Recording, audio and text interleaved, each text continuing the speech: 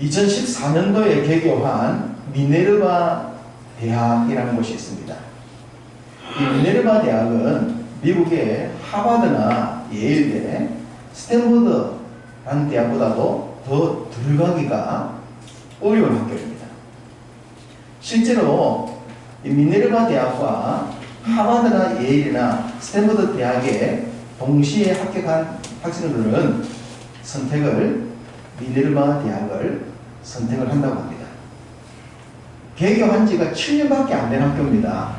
그런데 세계의 유수한 수재들이 하버드나 예일대를 가지 아니하고 미네르바 대학에 가려고 한답니다.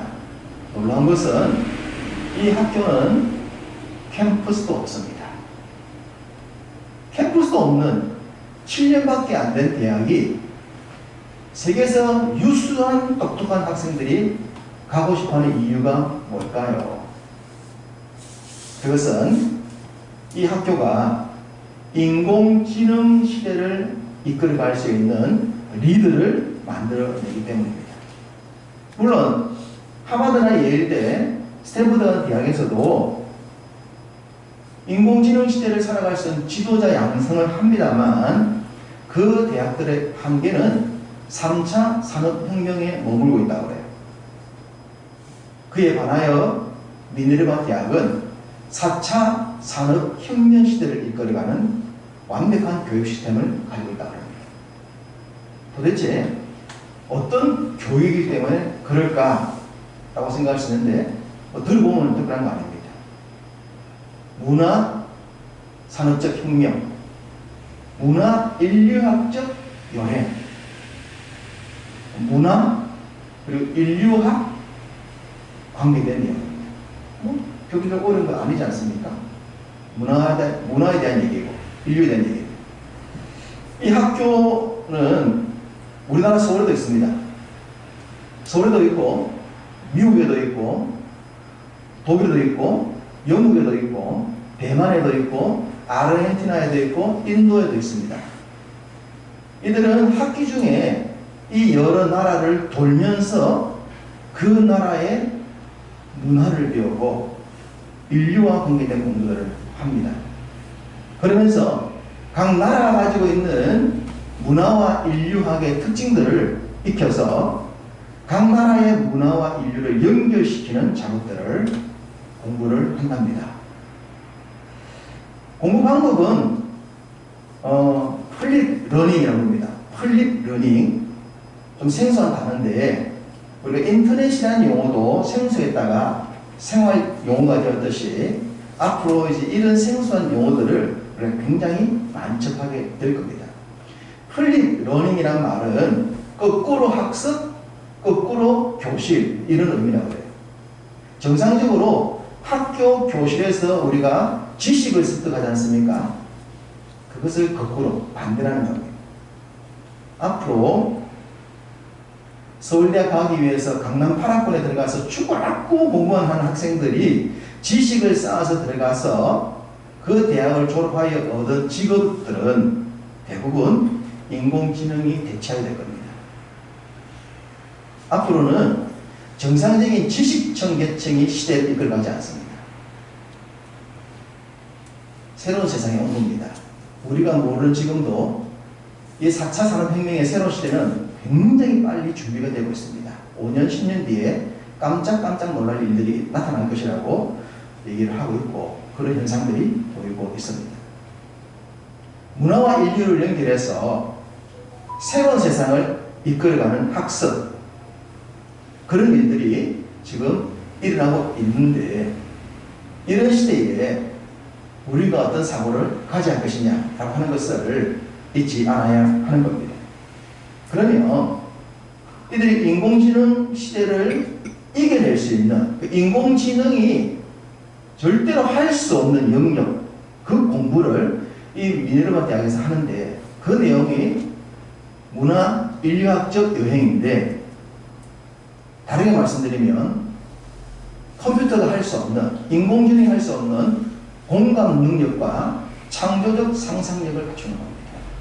공감 능력 그리고 창조적 상상력 이것은 하나님께서 사람들에게만 주신 능력입니다. 하나님의 형상대로 지음받은 하나님의 백성들이 준 선물이었어요. 이 선물을 불신자들도 가지고 있지 않습니까? 그래서 믿음을 떠나서 세상을 이끈 사람들이 창조적 상상력을 가지고 세상을 이끌고 있다고 보시면 됩니다. 이렇게 한번 예를 들어 봅시다. 100년 전, 우리가 태어나기 전입니다. 우리가 태어날 때쯤 7, 80년 전, 차가 없이도 살아가는데 어려움이 있었을까요? 없었을까요? 별 어렵지 않았습니다. 농경 문화 속에서 우리의 생활 환경이 고만고만했기 때문에 차 없이도 사는데 문제가 없었어요. 한 3, 40년 전 핸드폰 없이 사는데 문제가 있었습니까? 없었습니다. 3, 40년 전에는요, 핸드폰 없어도 우리가 살아가는 전혀 문제가 없었어요. 근데 지금 자동차와 핸드폰 없이 살 수 있습니까? 지금 우리들의 모든 생활들이 자동차와 핸드폰 속에서 이루어지고 있잖아요. 사람들이 이런 문화를 생각하지 않았을 때에 이런 문화를 상상한 사람들이 있습니다. 사람들에게 이런 세상을 만들면서 돈을 벌겠다라고 한 사람들이 있습니다. 그래서 이 컴퓨터가 세상에 저변하지 않았을 때에 컴퓨터를 만들어서 세상을 대상으로 돈을 벌겠다는 사람이 등장을 하는데, 그런 사람에 의해서 등장한 회사가 IBM이라는 회사입니다. IBM이라는 회사. 토마스 J. 왓슨이라는 사람이 이 회사를 만들어냅니다. 그래서 IBM이라는 공룡 같은 회사를 만들어서 세계 유수한 직업군들의 컴퓨터를 팔면서 세상에 이익을 가져갔습니다. 그럴 때 이 IBM 컴퓨터라든가 이런 내용들은 비싸고 좀 복잡해요. 그래서 비싸지 않고 복잡하지 않은 컴퓨터를 모든 사람들의 가정에 공급해야 되겠다는 생각을 상상하는 사람, 생각하는 사람이 나옵니다. 그 사람이 마이크로소프트사의 누굽니까? 빌 게이츠. 하버드 대학을 중퇴하고 나와서 모든 가정에 컴퓨터를 넣겠다는 생각을 대학 때 한 겁니다. IBM을 넘어서겠다고 생각한 거예요. 대학생이 창조적 상상을 한 겁니다.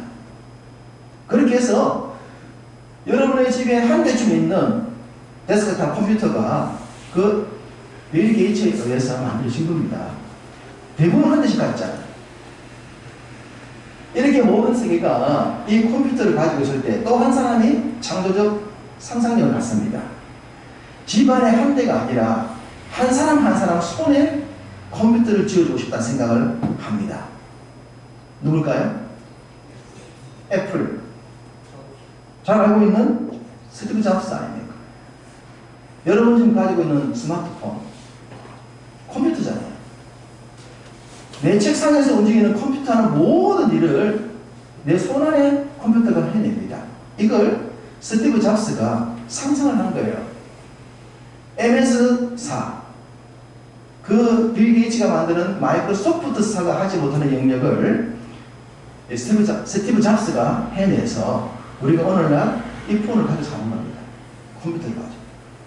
이 상상을 한 사람이 해서 시대를 이끌고 있습니다. 이렇게 시대가 이거 끝나는 게 아닙니다. 이렇게 끝났다 생각했는데 이 폰 안에서 모든 세상 사람들을 다 만나게 해보자 라는 생각을 합니다. 한 사람이 모든 사람을 얼굴과 얼굴을 맞대며 볼 수 있는 세상을 만들고 싶어서 페이스북을 만들어냅니다. 마크 저컨버그라는 사람이 페이스북을 만들어서 모든 사람들을 연결시켜 놓았습니다. 이것만 있으면 순간적으로 세계 모든 친구들 만날 수 있습니다. 가지 않아도. 오늘 시대는 새로운 인공지능이 움직이는 기계들을 만드는, 앞으로 자동차가 사람이 운전하는 것이 아니라 사람이 운전하면 벌을 받게 되는 시대를 만드는 상상을 해서 인공지능 자동차를 만드는 사람이 있습니다. 테슬라사. 일론 머스크라는 사람이 지금 사람보다 더 탁월한 운전식을 가진 자동차를 만들어냅니다. 피곤하지도 않고 술을 취한 채 운전하지도 않고 사건 사고도 인간의 일보다 훨씬 적은 새로운 세상을 또 만들어갑니다. 이런 사람들을 우리는 시대를 이끄는 사람들이라 할 수 있습니다. 지금 우리가 누리고 생각하고 있는 이것보다 또 다른 세계를 또 누군가는 상상할 겁니다. 그걸 인류학적 여행을 통해서 모든 인류와 문화를 연결시키면서 이들 속에 필요한 것이 무엇일까를 상상하고 생각하여 그것을 만들어낸 사람들이 세상을 이끌고 그 사람들이 세계 부의 99%를 가져갑니다. 세계 모든 돈을 99%를 먹는 거예요. 나머지 세상 사람들이 1% 가지고 나눠먹는 세상이 될 것이다. 우리가 지금 살고 있는 시대가 그렇게 가고 있습니다. 왜 말씀을 드립니까? 하나님은 세상을 창조하셨고 그 창조한 세상에 하나님의 백성들이 세상을 이끌기를 원하셨습니다. 그래서 이스라엘 나라를 선택을 했고 그 이스라엘 나라를 통하여 제사장 나라를 한번 만들어 보라 한 겁니다. 너희가 세상 사람들이 추구하는 세상이 아닌 모두가 함께 살아갈 수 있는 세상을 한번 만들어 봐라. 그래서 선택을 이스라엘을 했고 그 이스라엘에게 제사장 나라를 줬고 너희가 그 나라를 모델로 잘 만들어 보면 세상 사람이 따라할 거야. 그렇게 그들에게 사명을 부여한 거예요. 그것이 오늘날 우리들이지 않습니까? 오늘날 성도들이 그런 삶을 살아야 돼요. 세상에서 월급 몇 푼 받는 것으로 만족해서는 안 된다는 겁니다.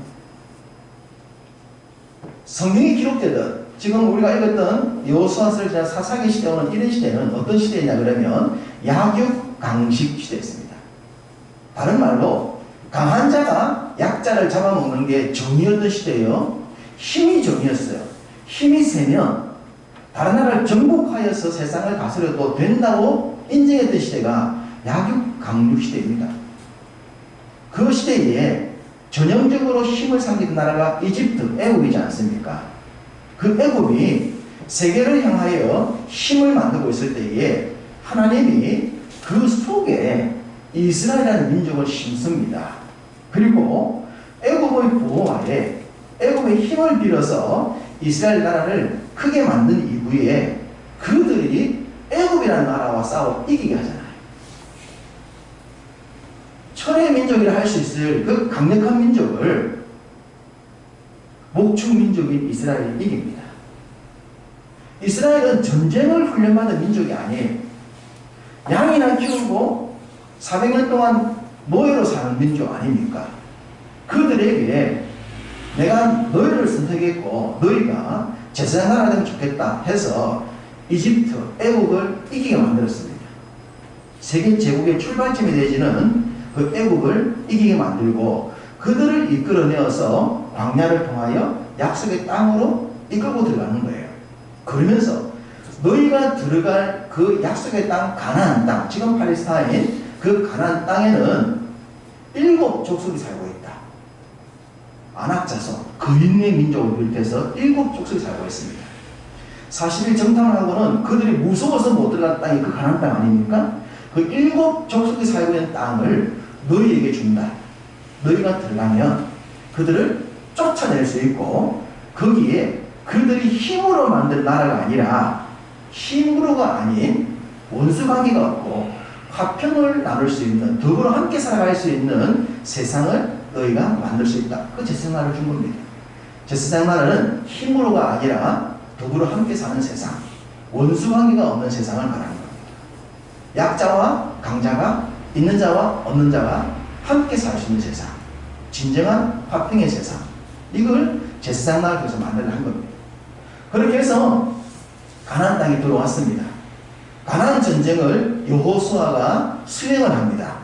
40년 동안 이 가나안 땅에 있는 7 족속을 비롯하여 전역에 뿌려져 있었던 힘으로 정의를 삼았던 나라들과의 전쟁을 하죠. 근데 하나님이 이미 그들과 싸워 이길 수 있다 하신 거예요. 왜냐 그러면 출애굽할 때 애굽을 이기고 출애굽한 것처럼 입가나안하기 전에 그들의 길을 가로막는 아모리 민족과 모압과 암몬 민족이 있었습니다. 에돔 족속이 있었습니다. 그들을 다 이기고 가나안 땅에 오게 한 거예요. 애굽을 이겼고 아모리를 이겼고 모압을 이겼고 암몬을 이겼어요. 그리고 가나안에 있는 7족속도 40년 동안 다 이겨냅니다. 말씀드렸듯이 이들은 전쟁을 훈련받은 민족이 아니에요. 목축 민족이에요. 그런데 불구하고 하나님의 방법대로 순종하고 살았더니 적군들을 이기더라는 겁니다. 그렇게 40년의 전쟁이 지나면서 그곳에 제사장 나라가 세워져 갑니다. 그렇다면 그 제사장 나라가 정말 모든 사람들이 부러워할 수 있는 그런 나라가 되었어야 했는데 그렇게 되지 않았다라고 지난주에 말씀을 드렸어요. 이 이유가 뭐라고 했습니까?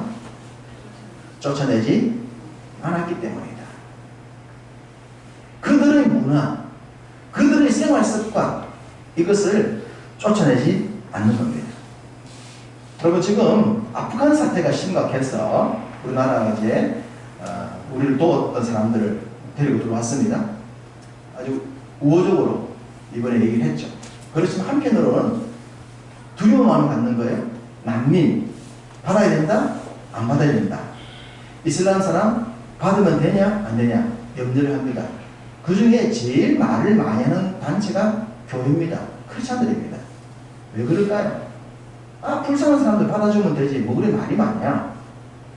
근데요, 이슬람의 교리가 뭡니까?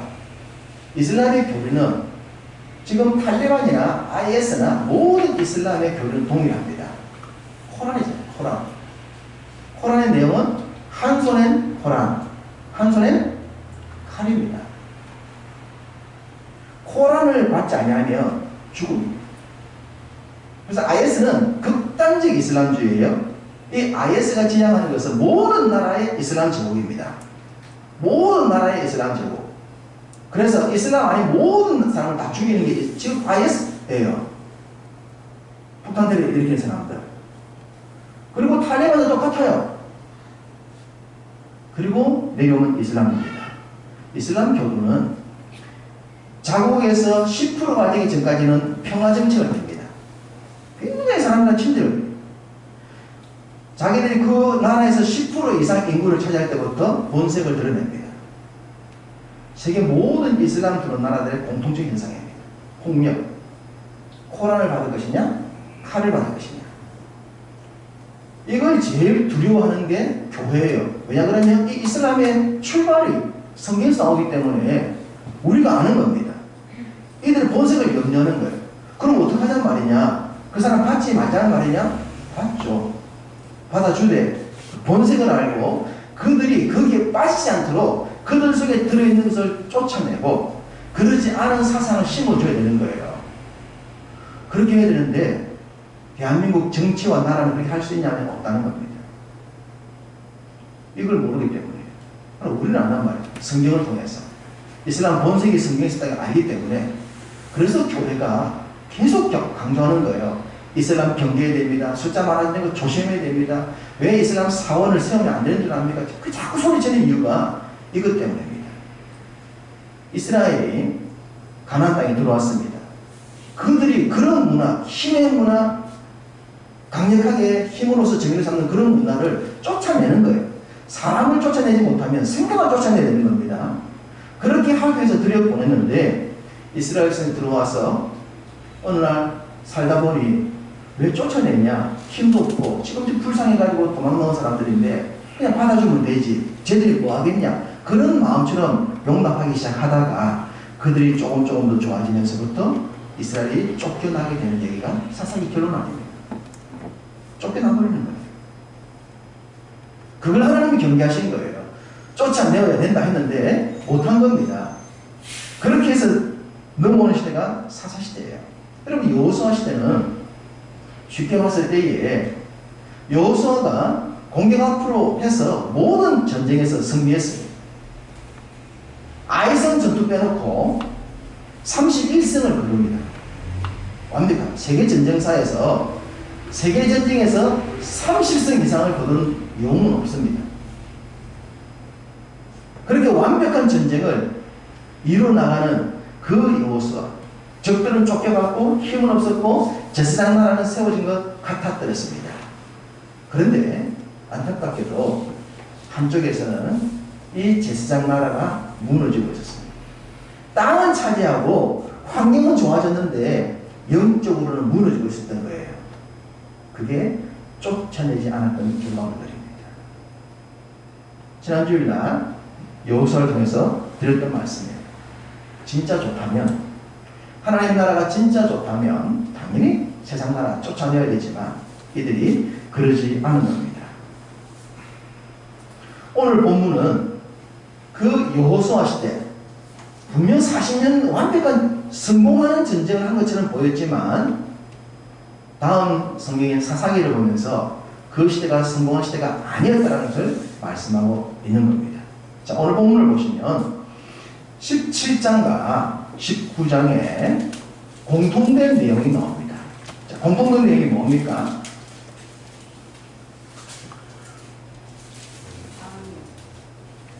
그때는 이스라엘에 왕이 없었다는 겁니다. 왕이 없었다.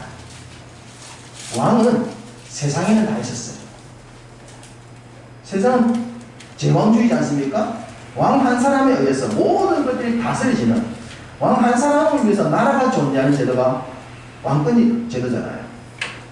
이스라엘이 그런 나라를 부러워했다는 거예요.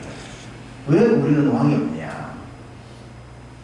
하나님의 왕되심을 부인하고 제사장 나라보다는 왕이 다스린 나라가 더 좋다는 생각을 가지고 있으면서 그들 마음속에 제사장 나라가 무너지고 있었던 겁니다. 세상을 부러워한 겁니다. 세상을 부러워하면 세상처럼 됩니다. 세상처럼 되면 세상처럼 망합니다. 사사기는 21장으로 되어져 있습니다. 오늘 읽어드린 본문이 17장인데요.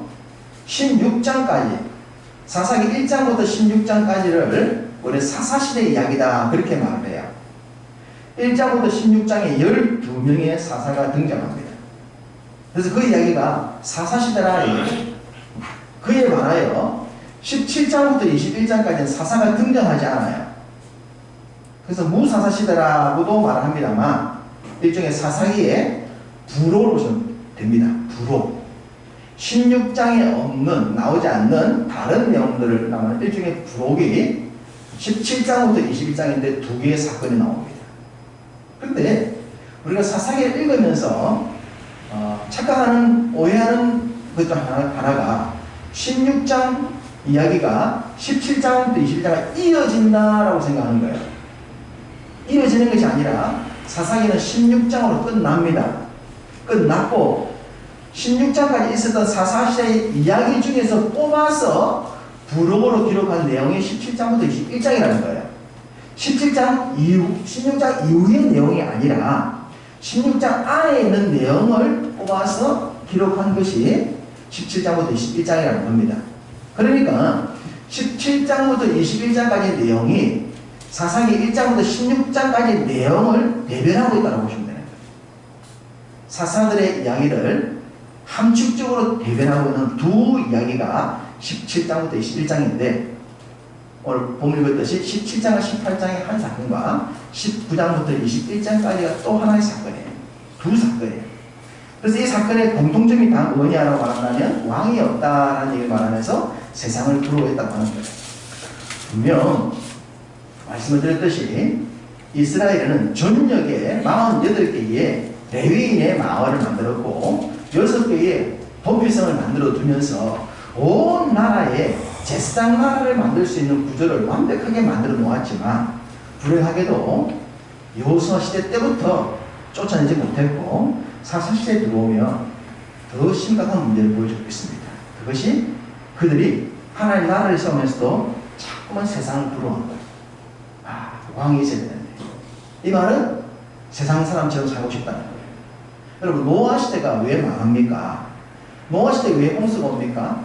그 이유가 하나님의 아들들이 세상의 딸들을 더 좋아했기 때문입니다. 이 말은 믿는 사람들이 불신자 세상을 더 좋아했다는 겁니다. 믿는 우리가 세상에 살지만 세상을 좋아하면 안 돼요. 세상은 우리의 삶의 터전이고 예배의 현장이에요. 세상 사람들과 함께 더불어는 살아가지만 우리의 목적은 그들을 변화시키는 게 목적이고 그들과 더불어 힘이 아니라 재물이 아니라 똑똑한 사람이 잘 사는 것이 아니라 약하고 못난 사람들과 함께 살아갈 수 있는 세상을 만드는 것, 이것이 우리의 목적이라는 것을 세상에 알리는 사명, 그것이 하나님 말씀에 있다고 하는 것들을 사명을 감당해야 되는데 그런 생각 없이 세상보다 살며 세상처럼 되고 세상처럼 망한다는 거예요. 그래서 믿는 사람들이 세상에서 힘이 없는 거예요. 세상처럼 살려고 하기 때문에. 세상과 다르게 살아야 힘이 생겨요. 하나님이 힘 주시죠. 나는 돈 버는 게 목적이 아니다. 난 잘 사는 게 목적이 아니다. 목적이 달라야 되는 겁니다. 세상 사람은 수단과 방법을 가리지 않고 잘 벌어서 잘 살고 자기를 드러내고 싶은 목적이 있는데 우리는 달라야 된단 말입니다. 달라야 되는데 이스라엘이 세상을 부러워한 거예요.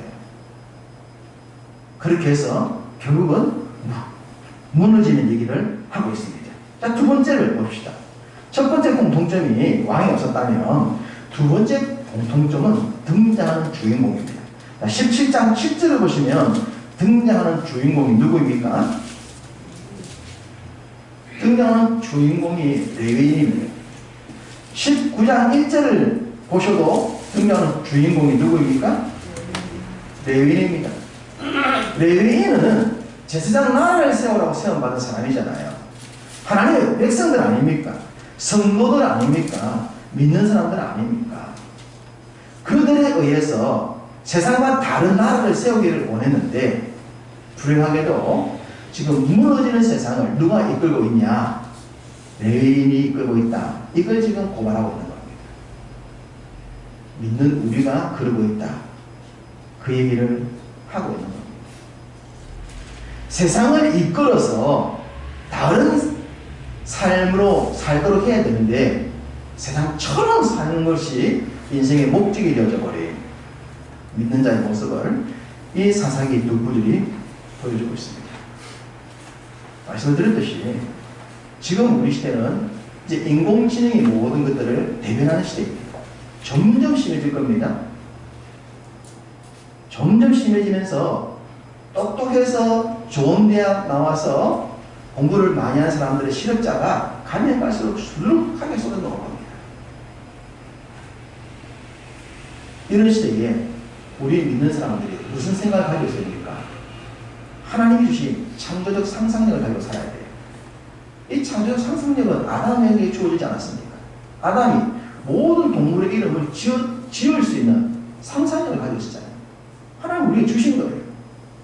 이걸 사장에서 버릴 것이 아니라 이걸 개발해내야 되고 이 시대에 우리 믿음의 자녀들이 그런 상상력을 가지고 성경 속에 있는 공감 능력을 가지고 모든 시대에 모델 될 수 있는 그 제사장 나라 하나님의 나라에 대한 말씀들을 가지고 세상을 이끌어가는 삶을 살아야 하는 겁니다. 월급을 받고 살아가는 사람이 아니라 월급을 주며 살아가는 사람이 되어야 됩니다. 빌리는 삶을 살 것이 아니라 빌려주는 삶을 살아야 되는 거예요. 이끌려 다니는 삶이 아니라 이끌 수 있는 삶을 살아야 하는 겁니다. 그런 삶의 주인공 되시길 축복합니다. 우리가 너무 늙어버렸네요. 우리 나이 많아가겠지 뭐 주님 오실라 기다리고 있는 사람들인데 그럼 우리가 이제 뭐 그런 삶을 살겠냐? 우리의 자녀들의 희망입니다. 우리의 젊은이가 희망이에요. 그들이 이 상상을 꿔야 돼요. 그 생각으로 살아야 돼요. 내 자녀들이 미래에 세상을 이끌고 월급 받는 사람이 아니라 월급 주고 세상에 큰 영향력을 미칠 수 있는 사람으로 살아가도록 만들어야 될 사명이 이 시대에 살아가는 우리, 새롭게 변하는 인공지능 시대를 바라보고 있는 우리들이 해야 될 사명입니다. 그 사명을 우리 자녀를 통해서 이루어야 하지 않겠습니까? 저는 우리 가정에 우리 아이들이 그렇게 되라고 계속적으로 이런 얘기를 하고 있습니다. 너희들이 그런 삶을 살면 좋겠다. 너희들 때문에 너 주변에 있는 사람들이 그런 삶을 살도록 꿈을 꾸게 만들면 좋겠다. 함께 하도록 만들고, 너희들이 아무것도 없지만 다른 사람을 충분히 베풀 수 있는 그런 삶을 살아봐라. 먼저 우리 자녀가 되기를 소망하면서 여러분에게도 도전을 드립니다. 말씀을 정리합니다. 오늘 두 가지 본문에 다시 한번 핵심적 내용들을 진단해 보겠습니다. 여러분 17장과 18장 내용을 보시면 어떻게 내용이 시작되냐 그러면 유다 베들레헴에 거주했던 레위인이 정착을 하지 못하고 새로운 거주지를 찾아서 일어나다가 나타난 비극이에요. 자, 여러분 이 사람이 지금 레위인이에요. 자, 레위인은 여호수아서에서 보셨듯이 어디에 살아야 됩니까? 48개의 정해진 성읍에서 살아야 돼요. 각 레위인은 베들레헴이든 에브라임이든 그 지역에 정해지면 거기서만 살아야 했습니다. 그런데 지금 17장 보니까 이 사람이 정착을 못한 거예요. 거기에 살지 못한 거예요. 그래서 새로운 거주지를 찾아 나섰다는 얘기입니다. 이 말은 두 가지로 볼 수 있는데, 당시 이 베들레헴에 살고 있었던 사람들이 레위인을 대접을 안 했다는 거죠. 레위인을 대접하라 그랬잖아요. 11조를 갖다 주고 그들의 거주지에 필요한 걸 공급해줘서 그들이 제사장 역할을 하도록 만들라 했는데 그 역할을 안 하니 살 수가 없었던 거예요. 살 수가 없어서 그 지역을 이탈했을 가능성이 하나가 있고, 두 번째는 이 레위인이 만족을 못한 거예요. 나는 여기서 이렇게 사는 거 답답해서 안 되겠어. 나는 좀 돌아다니면서 살고 싶어. 다른 지파 사람들처럼. 어떤 이유인지 모르지만 이 거주지를 떠났다는 거예요. 사명을 버린 거죠. 문제가 거기서 출발됩니다. 정해진 장소를 벗어난다는 겁니다. 19장부터 21장에 등장하는 이 레위는 좀 더 심각합니다. 어떤 내용을 다루고 있냐 그러니까 유다 베들레헴에서 에브라임 사람이에요. 에브라임 사람이 베들레헴의 첩을 맞았다는 겁니다. 자, 두 가지가 지금 섞이고 있습니다. 에브라임과 베들레헴이 섞이고 있어요. 레위는 에브라임은 에브라임, 베들레헴은 베들레헴, 거기서 살아야 되는 거예요. 이렇게 지역을 섞이면 안 되는 거예요. 또 하나는 레위인이 첩과 섞이고 있는 거죠. 하나님께서 주신 고유의 영역을 이들이 버리고 있는 겁니다. 결국 이 두 가지의 사건의 공통점은 왕, 만족하지 못함, 섞임, 떠남, 성경이 말씀했던 이 모든 말씀들을 이들이 앞장서서 버렸다는 거예요. 그래서 분명히 여호수아 시대가 승승장구하는 것처럼 보였지만 동일하게 한쪽에서는 무너지고 있다는 거예요. 환경적으로는 분명 좋아졌는데 영적으로는 심각하게 무너지고 있었던 그 현상이 사사기에서 확 드러난 거예요. 어느 순간 확 드러난 거예요. 완전한 암흑기로 들어가요. 환경이 좋다고 만족하면 안 돼요. 영적으로 무너지면 어느 순간 다 무너지는 거예요. 이걸 보여주고 있는 거죠. 여호수아가 가나안 전쟁을 40년 동안 할 때에 거기는 여전히 가나안 종교가 있었습니다. 가나안 종교의 특징은 뻔할 끝자거든요. 눈에 보였어요. 그 눈에 보이는 것들을 이상하게 보고 금지를 시키고 쫓아내고 다르게 살도록 해야 되는데 그걸 놔둔 겁니다. 쫓아내지 않은 거예요. 어느 날 보니까 괜찮아 보이거든요. 좀 더 시간 지나니까 좋아 보이거든요. 그래서 배우는 거예요. 야, 어떻게 하는데? 나도 한번 배워보자. 그래서 더 가난한 체험이 됩니다. 그게 사사기 중에서 완벽하게 망하는 시대가 되어버린 겁니다. 제사장 나라, 모델 나라가 아니라 무너지는 나라의 모델이 결국 망한 거예요. 세상을 이끌려고 그랬는데 세상을 따라가는 존재가 결국 망한 겁니다. 우리 여기서 하나님의 아픈 마음을 보일 수 있어야 됩니다. 지금 우리가 사는 세상도 똑같습니다. 우리 눈에 보이지 않습니까? 우리 눈에 보이는 세상을 너무 당연히 생각하고 그 보이는 문화를 따라가면 안 됩니다. 그 문화를 정확하게 진단할 수 있고 그 문화에 대안을 내세울 수 있고 그 문화에 답을 줄 수 있어야 됩니다. 그것은 성경 속에 들어있습니다. 우리가 성경의 사람이 되고 말씀의 사람이 되어서 하나님의 나라가 내 속에 이루어지고 그 나라를 나의 삶에 만들고자 하는 사명을 가지고 산다면 분명히 우리는 이끌려다니는 존재가 아니라 이끌어갈 존재가 될 줄로 믿습니다. 월급 겨우 받으면서 만족하는 존재가 아니라 많은 사람들에게 베풀 수 있는 존재가 될 줄로 믿습니다. 하나님이 창조를 통하여 생육하고 번성하고 땅에 충만하라는 약속을 창조 때부터 지금까지 우리에게 말씀하고 계십니다. 그 말씀을 붙들고 너무나도 빠르게 변하는 이 세상 속에서 정신없이 딸려가는 존재가 아니라 그 세상을 진단하면서 세상을 이끌어갈 수 있는, 세상에 답을 줄 수 있는 내 마음속에 있는 하나님 나라와 교회 속의 하나님 나라를 여러분의 삶의 모든 현장 속에 만들어갈 수 있는, 세상을 하나님의 이름으로 이끌어갈 수 있는 여러분 되시기를 주님의 이름으로 축복합니다. 아멘.